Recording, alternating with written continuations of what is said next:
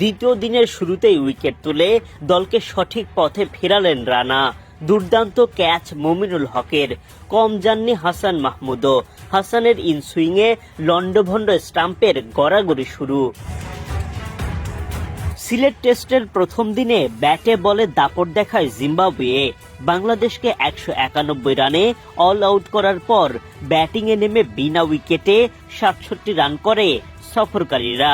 কিন্তু দ্বিতীয় দিনের প্রথম সেশনে নাহিদ রানা, হাসান মাহমুদরা ফিরে আসেন নিজেদের চেনা রূপে।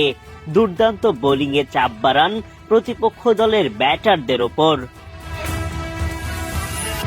দ্বিতীয় দিনের ৩ নম্বর ওভারে প্রথম আঘাত হানেন নাহিদ রানা। বিদায় ঘণ্টা বাজান ওপেনার বেন কারানের। নাজমুল শান্তর মুখে হাসি ফোটান আরেক পেসার হাসান মাহমুদও। রীতিমতো লন্ডভন্ড করে দেন নিক ওয়েলসের স্টাম্প। হাসানের চোখ ধাঁধানো ইনসুইংয়ে অফ স্টাম্প উড়ে গিয়ে গড়াগড়ি শুরু।